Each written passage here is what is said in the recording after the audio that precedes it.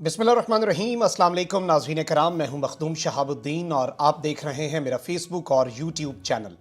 उम्मीद करता हूं आप सब लोग बखैर व आफियत होंगे और जहां भी होंगे अपने अहले खाना समेत खुश भी होंगे और महफूज भी। जिन लोगों ने अभी तक चैनल को सब्सक्राइब नहीं किया उनसे मेरी ये दरख्वास्त होगी कि चैनल को लाजमी सब्सक्राइब कर लें, बेल आइकन को प्रेस कर दें ताकि आने वाली तमाम तर वीडियोज़ आप तक पहुँचती रहें और इसी तरह आपका और मेरा ये साथ इस चैनल के ज़रिए बरकरार रह सके। नाज़रीन कराम, गुज़श्ता चंद घंटों से बलूचिस्तान के ज़िला केच से इंतहाई तशवीशनाक खबरें सामने आ रही हैं, जहां पर एफसी की एक चेक पोस्ट के ऊपर दहशत गर्दों के एक मुबैना हमले के हवाले से खबरें गर्दिश कर रही हैं। एफसी की एक चेक पोस्ट पर तकरीबन 40 से 50 दहशत गर्दों का हमला, वहां पर 3 से 4 घंटे तक उन जवानों का बहादुरी, दिलेरी और शजात से उनका मुकाबला करना, और इसके बाद इत्तलात ये हैं कि वहाँ पर 10 शहादतें हुई, यानी कि 10 जनाजे उठे और 10 धरती माँ के सपूत धरती माँ पर कुर्बान हो गए। लेकिन इस सब के अंदर 3-4 बहुत बड़ी डेवलपमेंट्स हैं। एक जानिब तो मैं आपको ये बता दूं कि अभी तक ISPR की तरफ से इस पूरे के पूरे वाक़े की कोई कंफर्मेशन सामने नहीं आई। दुश्मन के इस बुज़दिलाना वार के हवाले से अभी तक कोई प्रेस रिलीज जो है या फिर क्लैरिफिकेशन वो इशू नहीं की गई। लेकिन इस सब के अंदर अब ईरान का जो किरदार है और ईरान के अंदर मौजूद दहशतगर्द जो हैं BLA, BLF और इन तमाम तर तंजीमों के, उस हवाले से भी अपडेट्स हैं। और रीसेंट टाइम्स के अंदर ये जो फिर से बलोचों की दुश्मन दहशतगर्द तंजीमें हैं और लाहौर के अंदर भी धमाका इन्होंने किया, इनकी 2 तंजीमों ने मिलकर इत्तेहाद बनाया और उसने धमाका किया। उसके बाद इन बलोच कौम के जो दुश्मन दहशतगर्द हैं इनके खिलाफ बाकायदा तौर पर अफगानिस्तान और ईरान में भी नामालूम अफराद ने कार्रवाइयाँ की। उसके बाद ये वाकया पेश आया है। लेकिन अब इस सब के अंदर कुछ लेटेस्ट अपडेट्स हैं और ये लोग कहाँ पर भाग कर गए, ये वापस कहाँ पर गए दहशतगर्द जो हैं, और इन्हें वहाँ पर किसने हंट किया, मैं आपके सामने बड़ी एक्सक्लूसिव डिटेल्स रखने वाला हूँ। और आपके सामने एक CCTV फुटेज भी चलाई जाएगी कि किस तरह से ये अपने घर में मौजूद था इनका एक कमांडर, और उसे किस तरह से घर के बाहर हैंग आउट कर रहा था, गपशप लगा रहा था अपने दोस्तों के साथ, उसे एलिमिनेट किया गया है। इसके साथ ही साथ army chief general Qamar Javed Bajwa और DGISI lieutenant general Nadeem Anjum ने वजीर आजम हाउस का दौरा किया है। वहां पर वो पहुंचे हैं और प्राइम मिनिस्टर ऑफ पाकिस्तान के साथ उनकी अहम तरीन मुलाकात हो रही है। और इस मुलाकात के हवाले से भी 3 बड़ों का इकट्ठा बैठना ये बड़ा इंपॉर्टेंट है और ऐसा महसूस हो रहा है कि इस वक्त फैसला कुन मराहिल जो हैं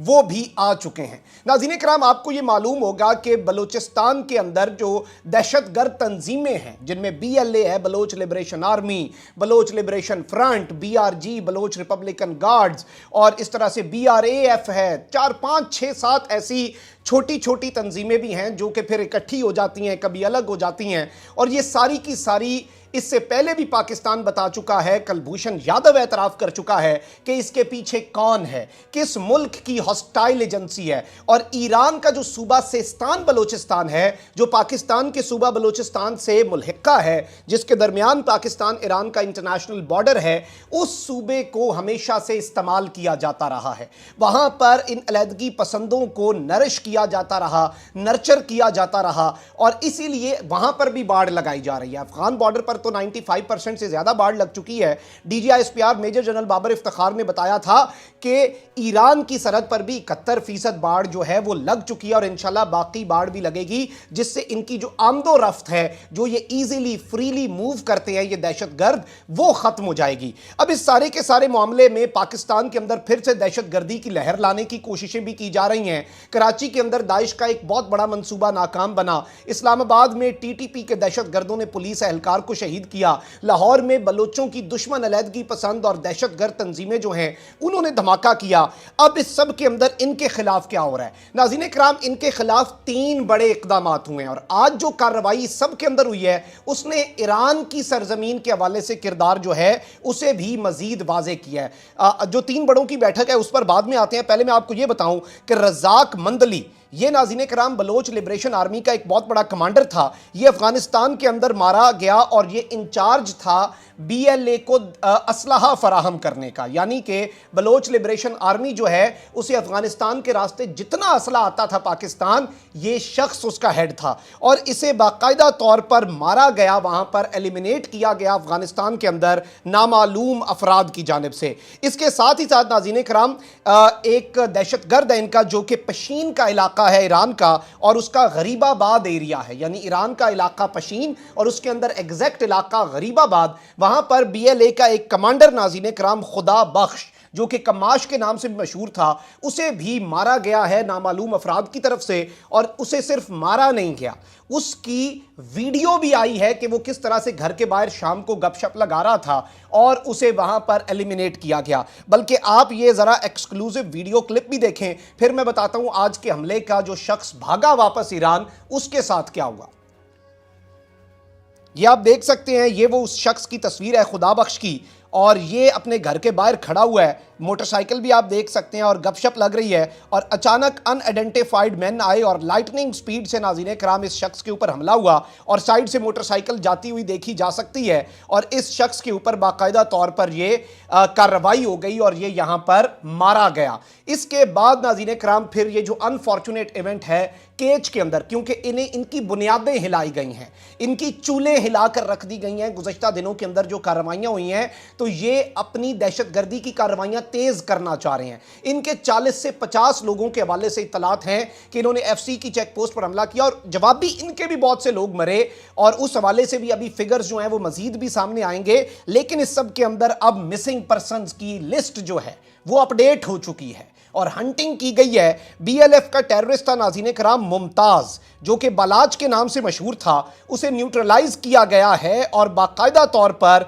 इसने कल का जो केच के अंदर अटैक हुआ था उसमें ये अटैक करने के बाद मिलिट्री पोस्ट को, पाकिस्तान की FC की चेक पोस्ट को ये शख्स वापस ईरान भागने में कामयाब हो गया और ईरान के अंदर ये अपने आप को वापस महफूज समझ रहा था। ईरान के सूबा सेस्तान बलोचिस्तान में ये शख्स वापस गया, लेकिन इसे वहां पर हंट करके कत्ल कर दिया गया है नामालूम लोगों की तरफ से। और ये जो इन्हें लग रहा था कि ये कोई इस तरह की एक बुज़दिलाना कार्रवाई करेंगे, अलबत्ता मैं फिर रिपीट कर दूं कि 10 शहादतों की जो इत्तला है वो कंफर्म हम इसलिए नहीं कर रहे, मकामी ज़राए से भी हमने आपको बता दी खबर, इससे पहले भी हमने सहाफ़ियों का भी बताया, जो लोकल सहाफ़ी हैं वो भी इसे रिपोर्ट कर रहे हैं। लेकिन इस सब के ऊपर जारी बात है, जो सरकारी मौक़िफ़ है, जो ऑफिशियल मौक़िफ़ है, उसमें बहुत सी चीज़ें देखनी होती हैं, तमाम तर चीज़ों को तैयार किया जाता है और वो सब्र व तहम्मुल से जारी किया जाता है। तो वो भी हम एक्सपेक्ट कर रहे हैं कि बहुत जल्द जारी हो सकता है पाकिस्तान की फौज जो है उसके शोबा ताल्लुकात आमा की जानिब से।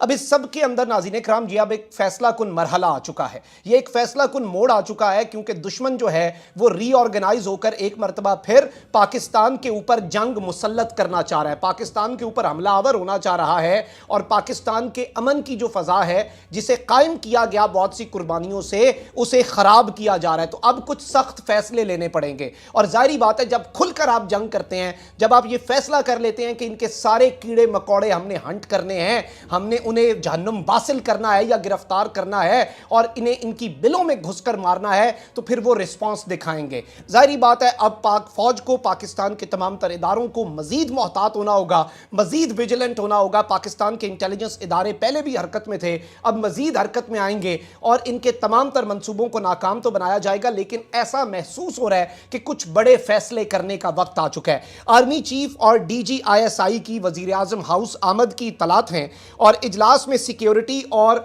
खित्ते की जो सूरत हाल है, मजमूई सूरत हाल और सिक्योरिटी का जो ऑपरेटर्स है पाकिस्तान का, वो अंडर डिस्कशन लाया जाएगा। और जारी बात है पाकिस्तान की फौज के सिपह सालार का होना और फिर पाकिस्तान की intelligence agency, premium intelligence agency ISI के चीफ का होना, बहुत इंपॉर्टेंट चीज़ें प्राइम मिनिस्टर को कम्युनिकेट की जाएंगी और प्राइम मिनिस्टर और बाकी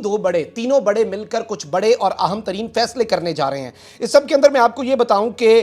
वजीर आजम हाउस में ये इंतहाई अहम तरीन बैठक पाकिस्तान की सियासी और अस्करी क़यादत की हो रही है और इस हवाले से यही डिटेल्स हैं। जारी बात है प्रेस रिलीज जो आएगा वो यही आएगा कि ये मुलाकात हुई है, इसके अंदर खित्ते की सूरत हाल, मजमूई प्रॉब्लम्स, तमाम तर चीज़ों को डिस्कस हुआ है और यही एक टेम्पलेट होता है प्रेस रिलीज का, जो कि इस तरह की मुलाकात के बाद आता है। लेकिन जाहिर बात है, जितने चैलेंजेस होते हैं उनकी डिटेल्स भी डिस्कस होती हैं, बहुत सी और चीज़ें भी होती हैं जो प्राइम मिनिस्टर को बताई जाती हैं, कॉन्फिडेंशियल होती हैं, जो टॉप लेवल पर होती हैं, तो वो चीज़ें भी प्राइम मिनिस्टर को बताकर ऑन बोर्ड भी लिया जाता है बड़ी कार्रवाइयां करने से पहले और फैसला कुन कार्रवाइयां और फैसला कुन मराहिल पर जाने से पहले। तो अब देखना यह है कि यह मामला किस तरफ को जाता है।